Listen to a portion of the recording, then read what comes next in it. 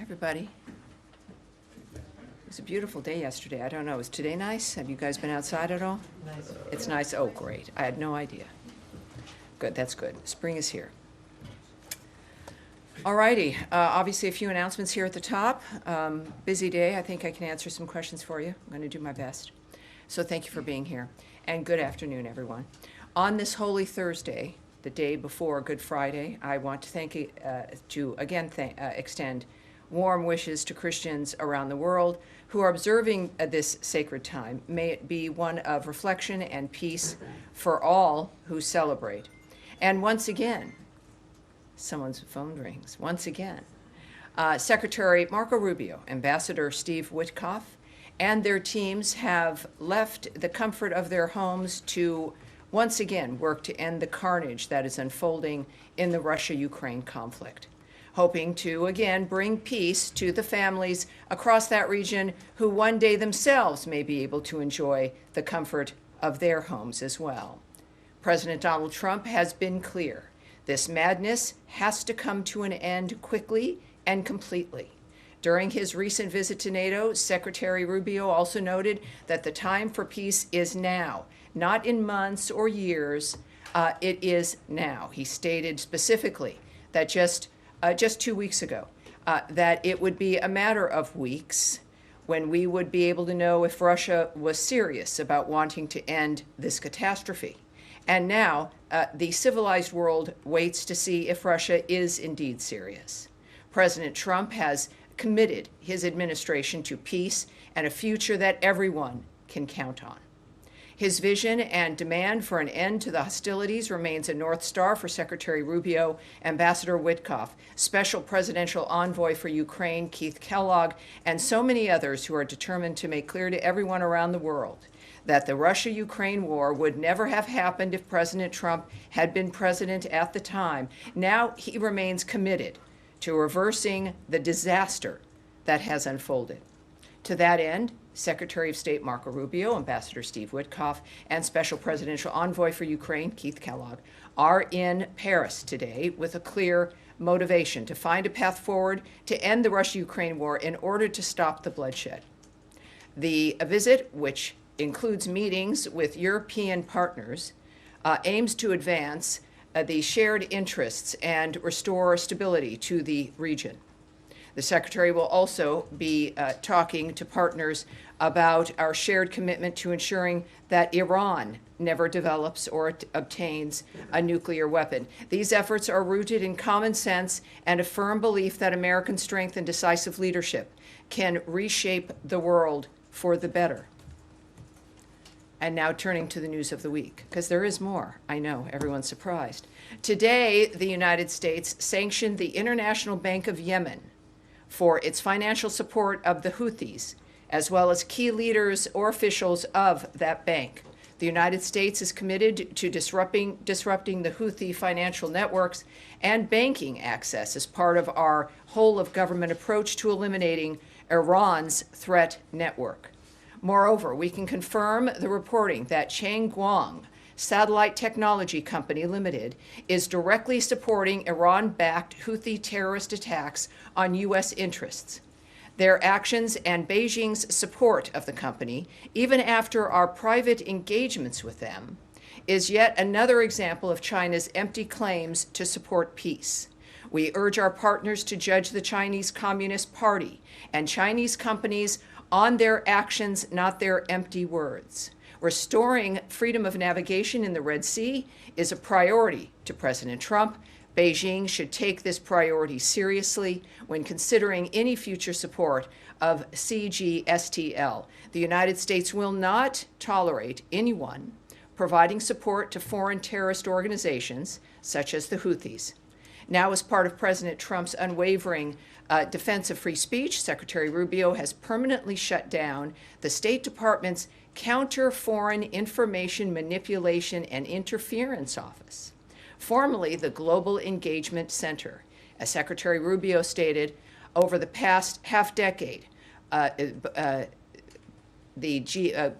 bodies like GEC have called by our own governing ruling class nearly destroyed America's long free speech history. We have launched a sweeping transparency initiative. The American people deserve answers, and we intend to deliver them.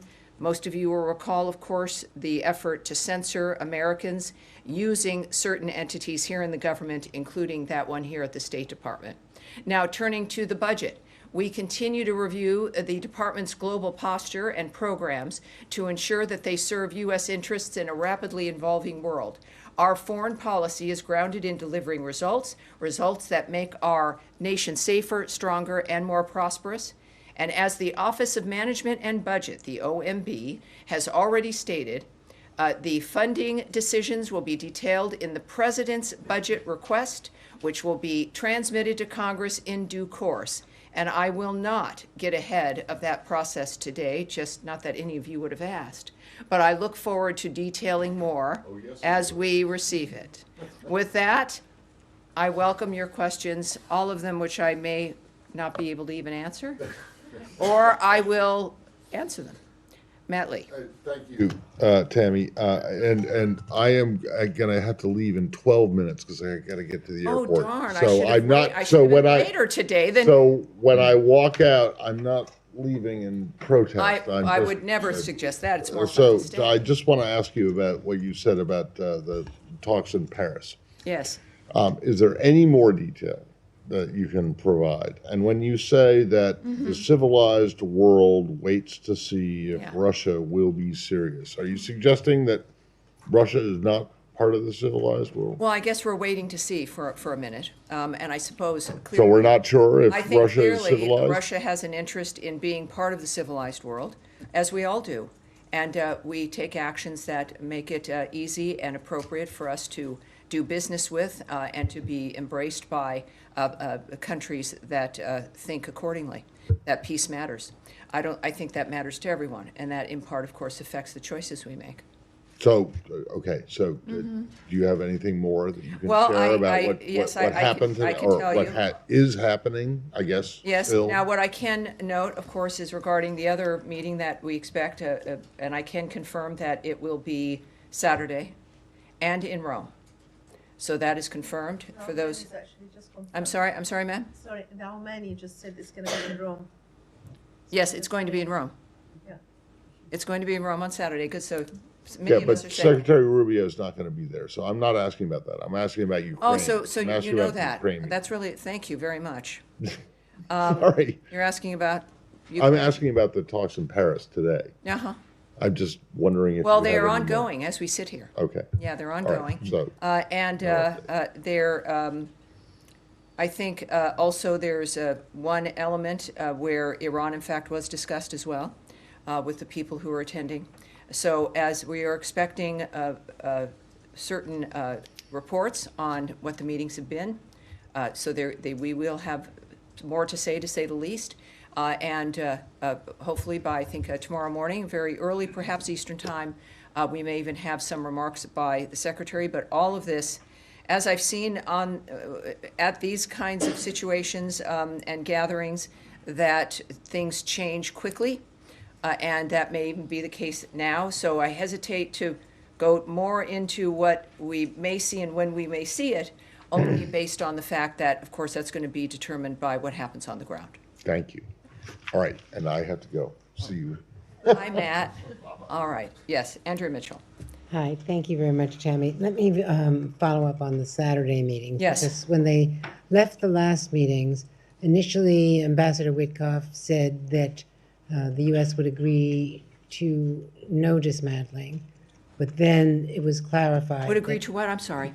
To not require Iran to dismantle everything that they had. That if the Iranian position has been, according to my best understanding, that they want to retain enough for a peaceful nuclear power, for a civilian program with verification under the NPT, and are willing to give up what they had broken out to 60% in the last couple of years, alarming the U.S. and other allies everyone, and the yes. rest of the world.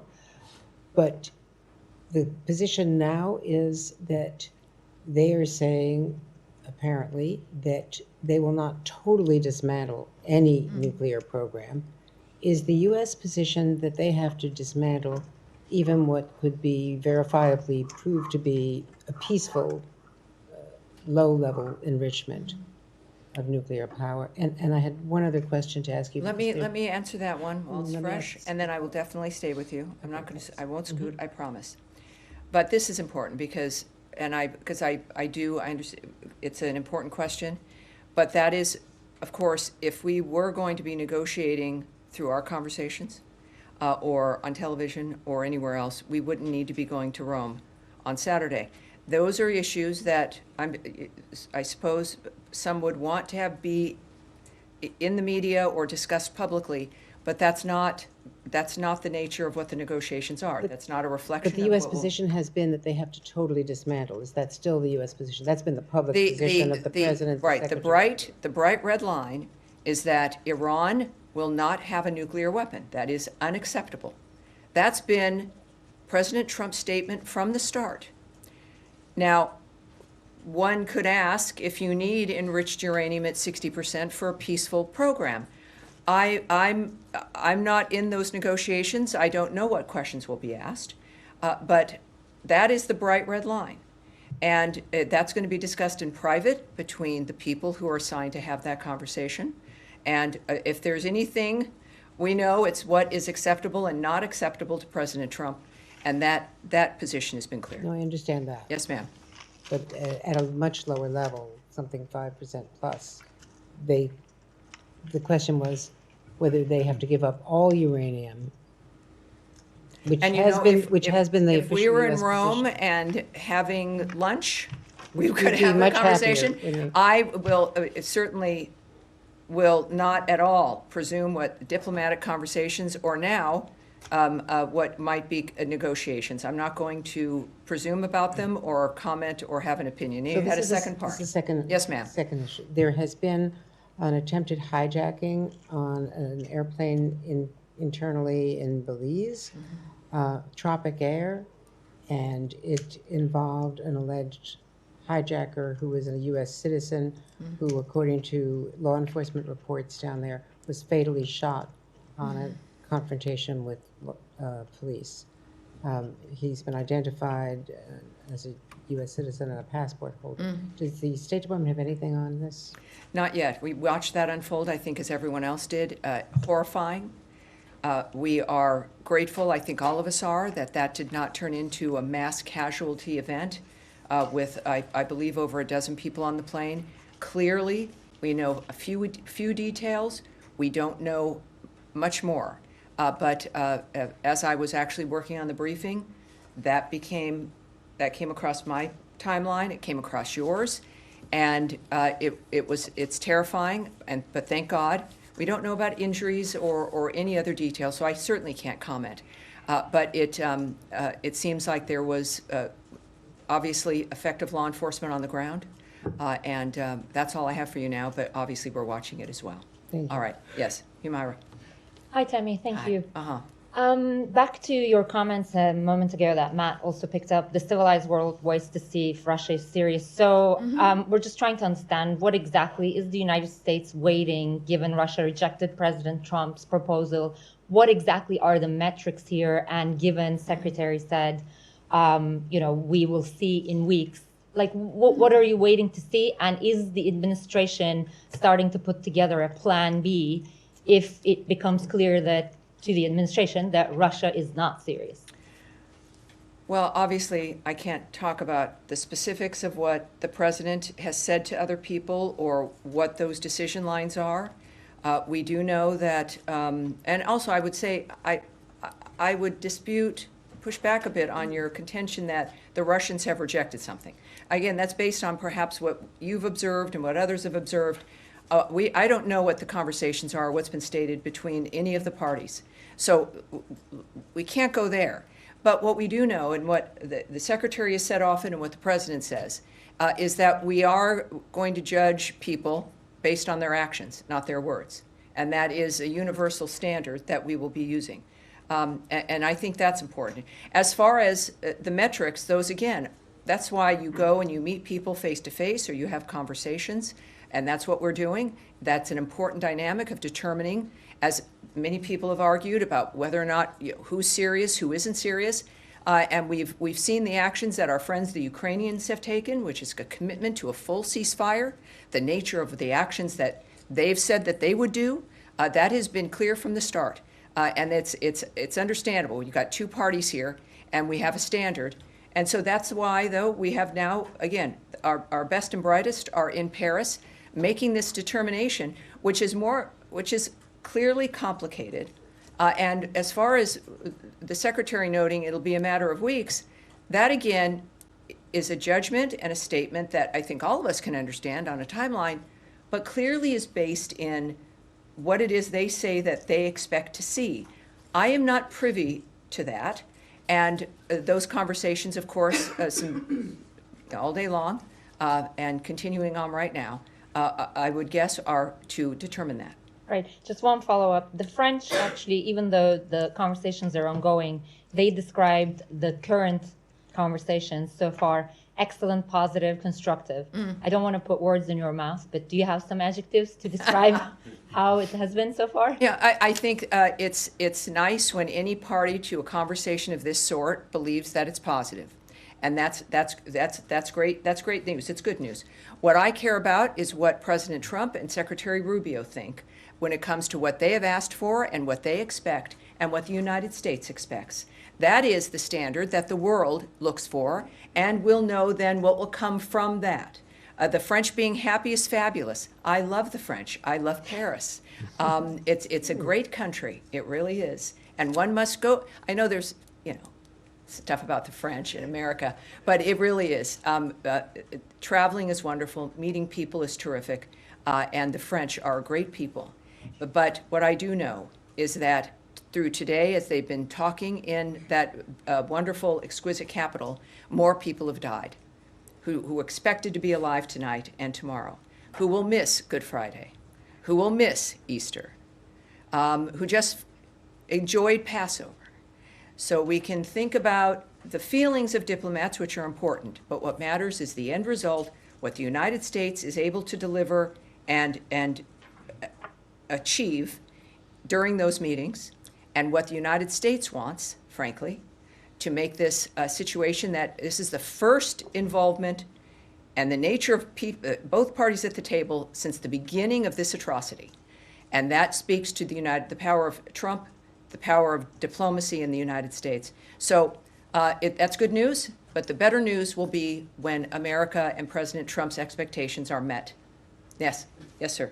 Thank you, Tammy. Appreciate it. Two questions. First off, number one, President of Lebanon remarked yesterday that he intends to disarm Hezbollah by the end of the year, but he said it needs to be done on a bilateral basis without foreign interference or foreign pressure. I wanted to get states' reaction to that comment from the Lebanese president and ask how it might shape Deputy Special Envoy Ortegas' role going forward in dealing with the Lebanon portfolio. You always ask me things that I have opinions on. Would love to answer. But I'm happy to hear your opinions. But I can't, as the State Department. I'm here to talk to you about what results of things, what we're intending, what we're doing. Certainly not speculating on what Morgan Ortegas will be able to do, what any special envoy will be able to do, what our response to another nation's leader will do. Or what they are stating. What we do know, of course, and what is clear and remains clear, is that we want a peace in that entire region, obviously. We are dealing with the Iran threat, which of course includes Hezbollah, let alone Hamas and the Houthis. This is an encompassing dynamic. So I leave that, for very good reason, to diplomats, and we know that they're addressing and aware of all the other aspects there, but we stand with Israel. This is not difficult, as is the reason why we're there and why we stand with Israel. Second question. It's been 3 weeks now since Elise Stefanik withdrew from the nomination for UN ambassador. Mm-hmm. A draft came out, it was leaked, I guess, yesterday, but a draft is always a window into an administration's thinking. Zeroing out funding. If it's real. If it's actually came from where they say it came from, but go ahead. zeroing out funding for the UN. So I'm trying to find out. Oh, yes. Is there a correlation here between the lack of willingness to put forward another candidate and how long? Oh my, the how long does- conversation. So over drinks at night with you must be amazing. I look forward to that. But how long? With an interim ambassador in there, doesn't it do damage No. to drag out the No. process this long? No, it's, I think you've been around for a while. The budget process is a long one. We're also going through a process here of cutting down the budget because the deficit and the problems we've had, the way we've been spending is unsustainable. And so the president is making America great again by making sure she doesn't collapse economically. That's one of those standards. When it comes to, we've seen the process. I'm not going to speak to the choices President Trump has made or the nature of Congress and the issue of majorities and minorities, and the fact, though, that there is a great deal of talent that he has to choose from for the UN ambassador, for every other position here. It's people perhaps who haven't been in government, people who have been, people who've never been ambassadors, people who could be. It really opens up his point of view and who he knows and what he expects, like Steve Witkoff, Ambassador Witkoff, remarkable man, now playing an extraordinary role in trying to achieve world peace. That is maybe not something that was ever on his plate, but it's happening. I would say the talent that is here is more than enough for the president to choose another candidate. And secondly, that other story which we addressed on Tuesday about zeroing out NATO and the UN is absurd. The fact is the funding might look different, but it also will be more effective, more efficient funding that allow us perhaps to do even more as we deal with waste, fraud, and abuse. It is something you've heard before, but it's worth repeating. So that when we deal with NATO, Secretary Rubio has stated repeatedly we are committed to NATO, but one that is viable. And our love for NATO will be part of, exampled by our assisting them and encouraging them to become more viable and to be more financially independent. For the UN clearly needs a strong American voice, as we've seen that it can make a difference, and we are going to have one. President Trump will make that decision, and it will be a good one. Thank you, All Tammy. right, yes, sir. Thank you, Tammy. I'll also go back to Ukraine with two questions. Yes, if I sir. may. China. You probably have heard President Zelensky's latest statement on China, saying that China supplies Russia with manpower, gunpower, and even helps them to manufacture some weapons inside Russia. This sort of goes back to your earlier statement a couple of days ago about China, providing nearly 80% of dual-use supplies to Russia. There are calls from the Congress, bipartisan calls, urging the administration to come up with sanctions on China. Are you planning to take any action to prevent this from happening? Well, we know, of course, I don't need to mention the word tariffs to everyone, but these are things that are not about punishment of any one nation, but it's about a fair playing field. And that's relevant, certainly proving that President Trump not only isn't shy about engaging with China, he's not shy about engaging with anyone. And that's one thing the American people know.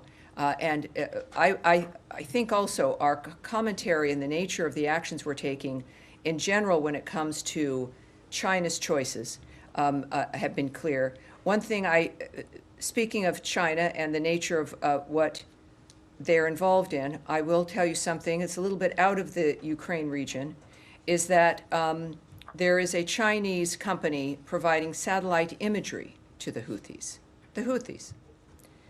And we are aware of those reports. That has been, I think, reported originally perhaps by the Financial Times. But China consistently attempts, as you know, to frame itself as a global peacemaker. And however, it is clear that Beijing and China-based companies provide key economic and technical support to regimes like Russia, North Korea, and Iran and its proxies. The CCP continues to enable these regimes, whether it be through the provision of dual-use items Russia needs to sustain its war in Ukraine, North Korea's ballistic missile development, or Iran's support of terrorism across the Middle East. Just again, taking you back to my topper a bit on Cheng Guang, it's a dynamic where it's clear, as we're learning, their engagement with war and the suffering of people globally. Of course, that remains unacceptable. It is Beijing's support, by the way, of that company, the satellite company, even after we've engaged in discussions with them about this. The fact that they continue to do this is unacceptable. Certainly contradicts their claims of being peace supporters. And we urge our partners to judge the CCP and Chinese companies, again, on their actions and not their words. And my second Right. question, Yes, Tammy, right. second question, Right. if I may, also go back to Sumi. You made your comments about that last time. Yes. I was hoping you could help us clarify, is a kill or keep alive reports that U.S. has blocked G7 unified response to Sumi. I'm confused because we have seen the secretary's statement, the president's statement. They were very clear about that. You know, the reports suggest that you have been doing it because you want to refrain from quote unquote angering Russia. Well, again, I understand that we all see a lot of things written. It's perhaps your colleagues, people you know, but the world does not run on the guesswork or the conspiracy theories that show up in newspapers and magazines. It's clear to the world that was a horrible strike, but also the notion of me engaging in discussing what our private diplomatic conversations might be is not going to happen. But we also know that because you don't hear about our reaction, because we're not going to engage in this public dynamic, doesn't mean that things aren't happening. So we clearly don't run foreign policy based on whatever new conspiracy theory or supposition that's coming up in a magazine about what we're doing or why we're doing it or why we're not doing it. That's not going to happen. Eventually, maybe not as quickly as some would like, people do find out what the results are. So that's as much as I'll say about that particular report. Yes, ma'am. Two quick questions. The French have said there will be additional conversations next week in London on Ukraine. Will the Secretary attend those? I've heard about that statement, and I can't say right now about what those specifics are or what the Secretary's actions will be. But stay tuned. Obviously, these are important meetings, but as the Secretary has noted, we aren't going to be having meetings about meetings. All right? Sorry, one more. Oh, yes, one more, of course. On the case of Mohsen Matwani, the Columbia student whose visa has been revoked, the New York Times has a report that Secretary Rubio put out a memo saying that his activities could, quote, potentially undermine the Middle East peace process. Can you confirm that's a legitimate memo, and how would his activities undermine? No, I won't. I won't confirm or discuss or deny about a memo like that. And when it comes to, as you know, all of these, and I know sometimes it's not exciting, but it's true, is that we do have a standard about not talking about individual visa dynamics, including with that individual. No, I won't talk about that memo. Yes, ma'am. Thanks, Tammy. A short while ago, the president said that the mineral deal with Ukraine would be signed next Thursday. Just wondering if you have any more details to offer about that, and can you say whether that was a topic of discussion in Paris today with the secretary? You know, I don't know, and even if I did, I wouldn't talk about the specifics of what that conversation would be. What I've said before, and it's still true, of course, is that there are no conversations that will happen regarding arrangements for things that are related to the ceasefire talks, right? I mean, we've had, for the first time, we've been able to talk with Russia regarding diplomatic relations and the nature of how we're able to connect with each other. And that's not at all related to the ceasefire dynamic. Well, I can't comment on where that deal stands. What I will say is that negotiations are ongoing. But again, it's not related to, obviously, the effort regarding ending those hostilities. On April 11th and 12th, U.S. and Ukraine technical teams conducted constructive negotiations on the proposed Reconstruction Investment Fund.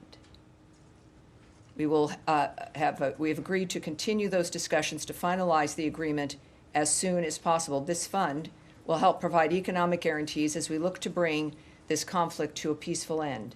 So you are going to be hearing about the investment fund, and we'll see what that contains as things go on. But those are active negotiations at this point. Yes, sir. Thank you very much. Just going back to Iran for a moment. Can you tell me where you're yeah, from, sir? Tom Watkins with The National. Excellent. Welcome aboard. Thank you very much.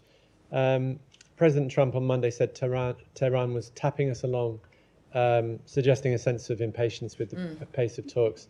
Can you talk about that, if there's a sense of time running out? And staying on Iran, several reports this week pertaining to US discussions with Yemeni factions or Yemeni forces about a potential land offensive against the Houthis. Can you tell us anything about those discussions? Yes, I was asked, I believe, on Tuesday about the reports about what what's happening on the ground there versus the Houthis, which is not something we're involved in, of course, so I can't speak to what the plans are or what battle plans or attacks against the Houthis by other individuals or other governments or regimes. So those discussions aren't taking place? Those conversations aren't happening? The conversations about... With the between the US and Yemeni factions that are against the Houthis? Well, again, I just said how I'm the spokesperson for the U.S. State Department. I can't speak to and wouldn't about what Yemen may or may not be saying to the Houthis or anyone else. But your first question was about President Trump's, what you perceived as irritation about the pace of negotiations. Well, throughout this process, it's clear that they expect swift answers. Again, there will be no meetings about meetings. It will not be months or years for answers. I see you, sir. It's a matter of weeks, right? This is about life and death, and that's how we view it. I would say that, though, there remains a commitment. President Trump clearly, as the United States, could take many actions against people who threaten this country, and we choose not to. I think that speaks volumes. And the commitment to speak with entities that have threatened us repeatedly, that have an interest in threatening us, or who've done things that have been appalling. And yet, the first issue, in order to stop that, without resorting to more violence, which sometimes has had to happen, is to sit down and talk and find an answer. But it's not, again, none of these individuals are prepared to have it be that the answer is the search, right? That the effort and the thing that we do is the trying. It has to be a result. And I think that's what Trump is exhibiting here, is that it's not going to be about trying or meeting after meeting. There's answers that you can say yes or no to and get it done, and that's what he as a president expects. As a businessman, he expected that, and as a president, he expected it. Yes, in the back there, sir. Thank you very much. And Nadia, right after him. Thank you. What did Victoria Taylor discuss in her meeting with senior Kurdish leaders in her visit to Kurdistan? Good question. I don't have the answer to that, but we're going to get it. May we? Thank you, ma'am. I'll get that for you. Nadia, go ahead, please. Yes, of course. One follow-up. We're also busy. We are. One follow-up on the Iran question. Assuming that these talks is going to take place on Saturday in Rome. Yes. What will the United States want to see that you can describe it as successful? So, as a measuring stick, you will say that we entered this negotiation and therefore we consider him successful. What exactly is I don't make that decision about what that's going to be when it comes to the negotiators who are at that table. The president, again, has a bright line. They will not have a nuclear weapon. How that is determined is going to be the people at the table. Okay. All right. One question One on more. Gaza quickly. You know, the situation for the children in Gaza is described as hell on earth. 7 weeks, no food is getting in. Do you think that Israel should allow humanitarian aid to get to women and children in Gaza, regardless if there is negotiation or progress with Hamas on the hostage? Yes, and it comes up all the time for a good reason, because it's a serious issue, and we all care about it. We also know that it is a zone where there's still fighting, where there's, we have just the other day, we had Hamas say that they suddenly don't know where Yadon Alexander is. It is a remarkable dynamic. It's horrible.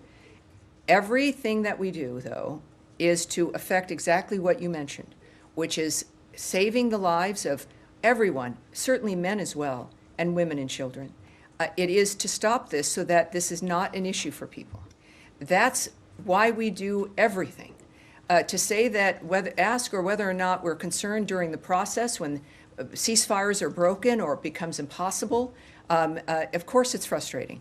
It's not what any of us want, let alone the people who go there and are negotiating all the time.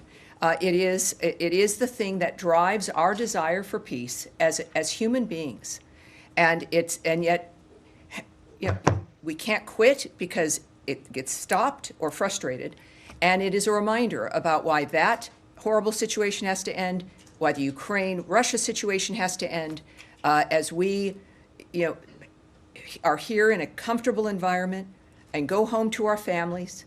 That seems to be a luxury these days, but to not take it for granted. So, of course, that is the goal, is to get that fixed, and it's a goal we work toward every day. Yes, ma'am. I didn't get you last time. Welcome back. Yes, thank you, Tammy.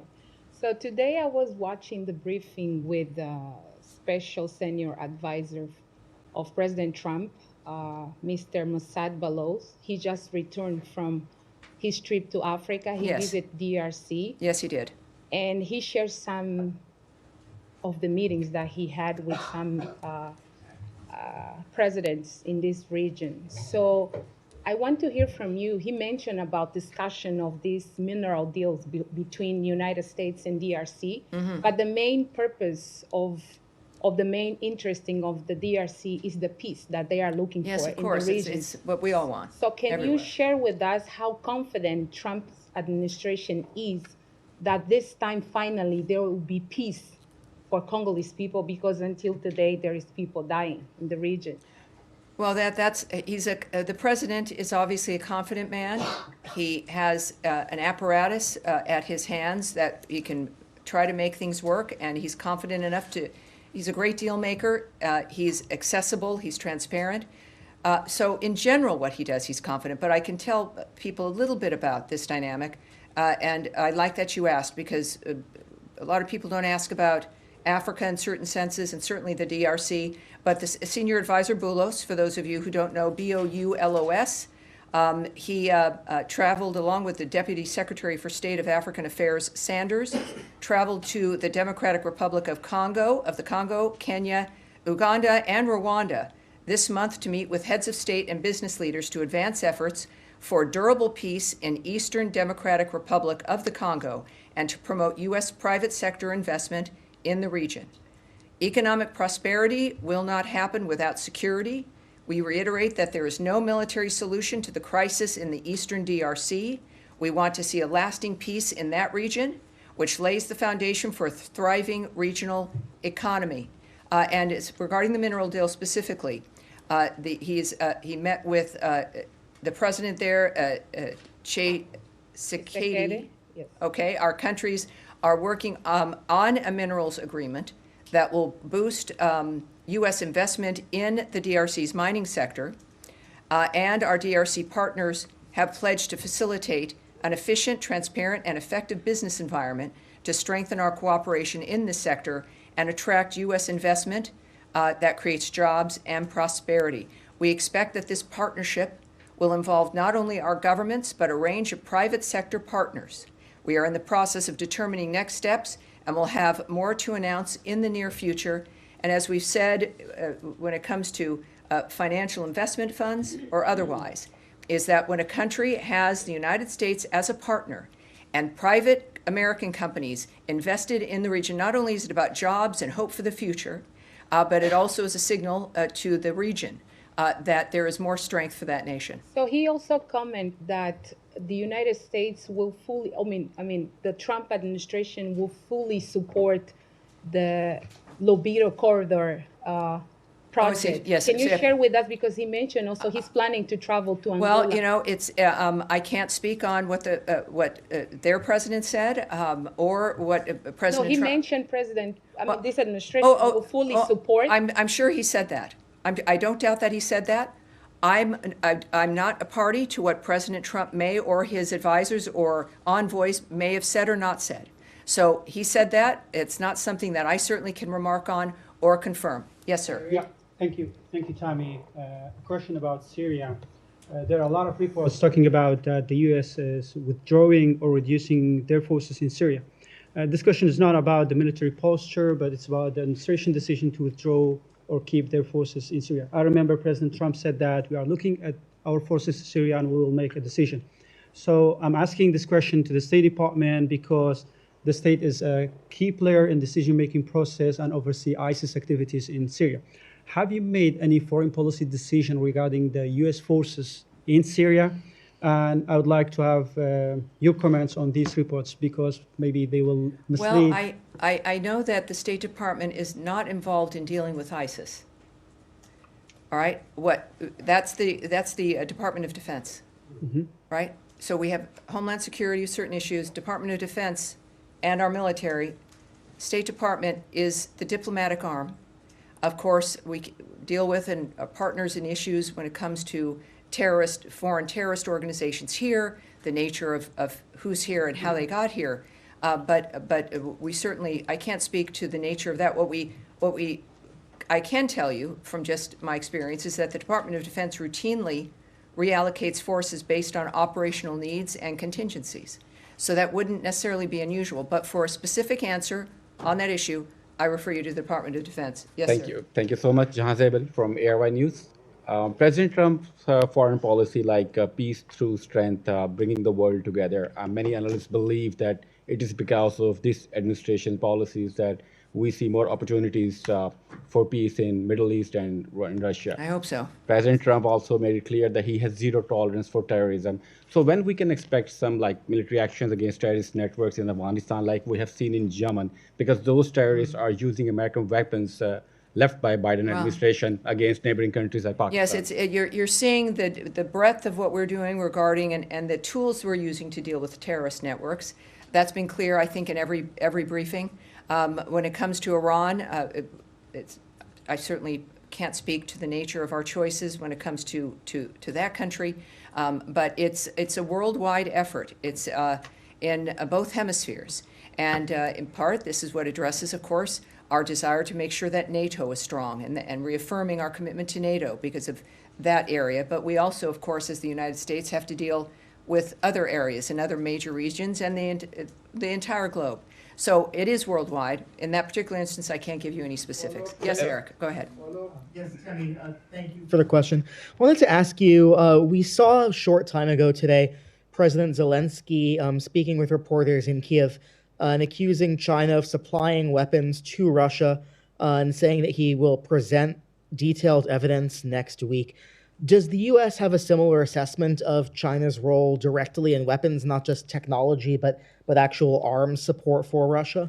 Well, the specifics of their support, which I've spoken about a great deal when it comes to Russia and this war, as well as I've mentioned a few times here in this briefing, their support of Iran and particularly the Houthis. I'm not going to get into the specifics of what sectors that is in, but I think we've been very clear about our concern regarding China. Yes, ma'am. Thank you very much, Tammy. A quick one on Iran. Secretary Rubio spoke with his Turkish counterpart, Hakan Fidan, on Monday over the phone, and they discussed threats posed by Iran, among other issues. This is according to the State Department readout. Can you elaborate? It probably was sent out by me, as a matter of fact. I don't know. Yes. Yeah, can you elaborate on the role Turkey is playing or could play? Oh, no, I can't. I can't, but it's a good question. What I can say is that all of our partners and allies, it is a remarkable thing to watch with all the bad guys that are out there doing things to people, horrible things. There's a lot of countries working together. It is remarkable to see the global engagement framework that exists. I'm going to sound like a hippie here, but it's beautiful. It's a beautiful thing to see, and it's why we should have hope. You don't see that so much because it's quiet. We see the horrible things that emerge, but it is a remarkable network of human beings from a vast array of countries in both hemispheres that are working to make the future a better place. And it's an honor knowing that the State Department of the United States is a key element in helping to make that happen. It's beautiful. Yes, ma'am, in the back there, the white jacket. Thank you. Two questions. First, I'm following up in Syria, actually. Should we at least expect a kind of drawdown of U.S. troops in Syria in the near future particularly following the Iran talks. I'm sorry, a kind of what in the near future? A drawdown of U.S. troops A drawdown. in Syria. I following the Iran talks especially. Yes, that is something, and I'm never really, I think you'd know if I was being coy, because I don't do that well. I don't know. I don't speak for the DOD or the nature of what the military decisions versus a department that I work for, which is about talking, which of course is good for me because I'm talking. Second question. So Okay. I can't speak to that at all, but I'm sure the DOD would have a whole array, and they've got a great communications department, and I'm sure they'd share with you. Okay, and the U.S. yesterday voted against a UN General Assembly resolution condemning Russian actions against Ukraine, along with North Korea, Sudan. This marks the second time similar vote. Does this indicate that you are that optimistic about Russian intentions to end the war? Is it because you are working a peace deal, or are you done with the UN? We certainly, first, I can't speak to any of those things, as I wouldn't have an answer to those. I wouldn't, I just can't speak to it. But again, I do know that this is an administration that we're in the UN for a reason. It's here in the United States. It can play an important role, and it has in the past, and it can again. That's the bottom line truth. When it comes to how votes are done, that's again not my business, and it's not something I really can speak with. All right, I think we're kind of here. I think we're done. I think we're done for today. I want to thank all of you. I did not go to Paris specifically so that I could be here with you guys today. I will remind you, we are expecting a statement that would be on the record. We hope things could change very dramatically in the very early hours. So just keep that in mind. As soon as we get any kind of confirmation, which has not come through, we will let certainly our bullpen know, and I think the rest of you will be able to find out. But we'll see what happens. We expect that a little later on, and I will see you next Tuesday. Thank you. Thank you, everyone.